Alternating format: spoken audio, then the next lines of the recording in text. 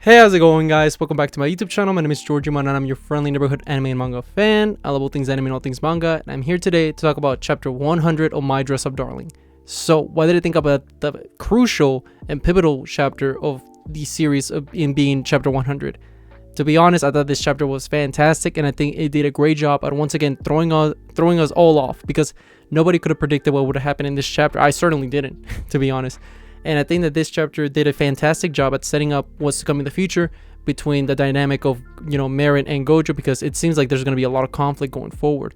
And I'm very curious to see how that's going to play out in the future. Now, before I go any farther with this week's chapter, I just want to give you guys a quick reminder to make sure to subscribe to my YouTube channel so you guys can be up to date with all my anime and manga, as well as all my Dress Up Darling content that I'll be providing in this channel. It really helps out a lot, and I would really appreciate it if you guys could subscribe to my YouTube channel. So if you guys could, please subscribe to my YouTube channel. Now, with all that out of the way, let's get into this week's chapter. So right off the bat, we continue on where we left off, which is pretty much everybody simping for Marin. She's in the full Hennial cosplay, and everybody's going up, trying to get pictures of her. And you cut to Akane, and then you see Suzuka and Miyako, the three of them. They're like, hey, don't you think she's kind of a little bit worn out?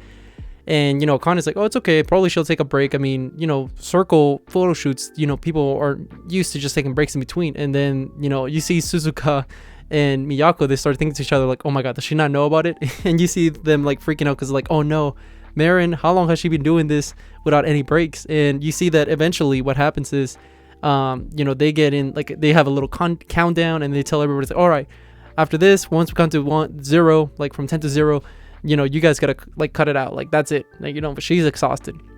And I thought that was a little funny banter. And once again, you see that Marin, she gave it her all, because you see everybody just praising her. You see all the people with the cameras, they start clapping and they're calling her princess.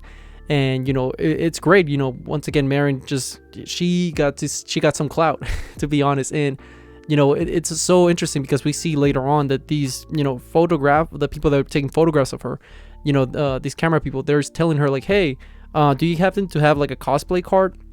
And then we have a whole discussion about what that means, and we see that pretty much it means like a business card. It's just for people if they want to use you for shoots and cons and stuff like that. It's very handy to have a cosplay card. So they were just talking about that to Marin, and Marin's just like, oh, I'm exhausted. Can you take care of things from here, because I'm just I'm completely gone.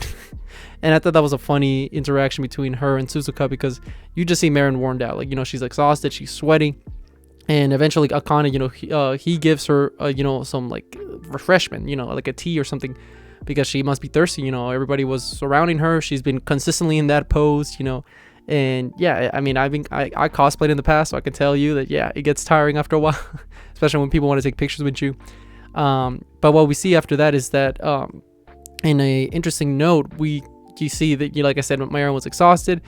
And after all that, we see that pretty much a cosplayer, like, agency lady comes up to Marin's like, hey, have you ever thought about going pro? And this was an interesting development, because I certainly didn't think this is how Marin was going to be scouted, at least from what I thought was going to happen.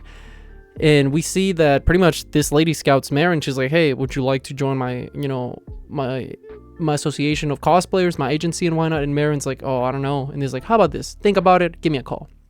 And throughout it all, Marin's looking for Gojo, because that's the one person that she's been focusing on. She wants to, make Gojo proud.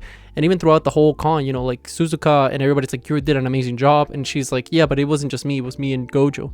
And it was like, thanks, I want to do this with Gojo forever. And I thought that was a sweet moment between Marin, talking about how much she cares about Gojo. And, that moment was great. But what wasn't great about it was, that something's wrong. And what do I mean by that? Because we, as Marin is looking for Gojo, she eventually sees him.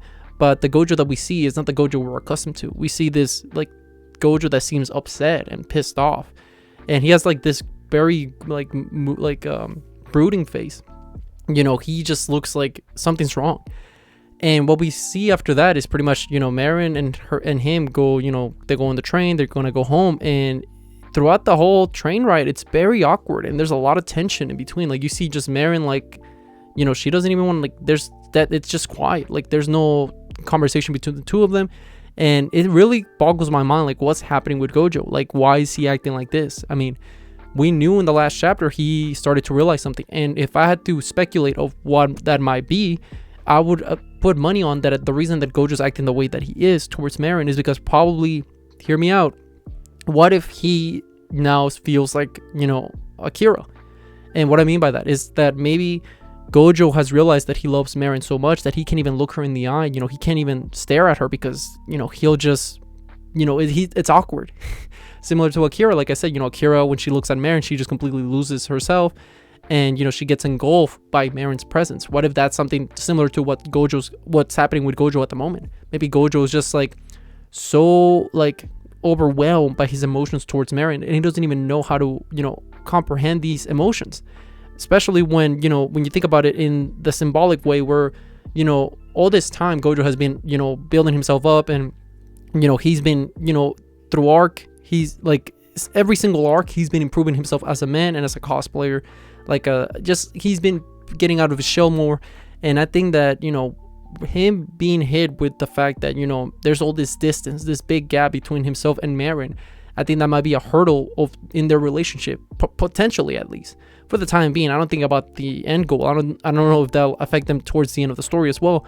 But I think for the time being, it might put a wrench and a hold in their whole situation of confessing to each other. Because, like I said, look at last chapter. You saw that big crowd, and there was a huge gap between Gojo and Marin. And I think that was a very symbolic way of Fukuda to demonstrate and tell us, the audience, like, hey, there's going to be a little bit of, conflict / distance between these two as Marin gets more popular. And that comes with the territory. I mean, like I said, fame. Marin now has a lot of fame and a lot of followers, at least for people that have taken pictures of her.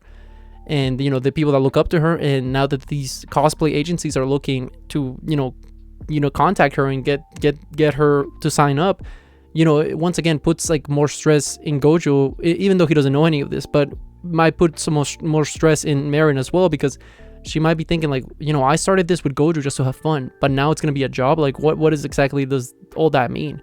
And I think that's a very fascinating thing, and I could go on, but before I do, I just want to finish up the chapter by saying that we cut back to pretty much Gojo gets out of the subway, and Marin, they go in their separate ways, and we end the chapter where we see an author, like a editor or something of a manga. We see in the background Haniel, so I'm assuming is the author of the Haniel story, or why not, or somebody related to that project. And we see that pretty much he gets contacted by somebody, and he's like, oh, what's happening, why are you calling me? And that's how the chapter ends. And if I had to speculate, it might be that he, the creator, has contacted the editor, like, hey, get me in contact with that lady that cosplayed her, because maybe the Marin went global on Instagram, and why not, but who knows. So there's a lot of things to speculate, and I want to start off by pretty much saying the Gojo thing that I brought up earlier. Now there's a couple of different ways that I might see the next chapter play out.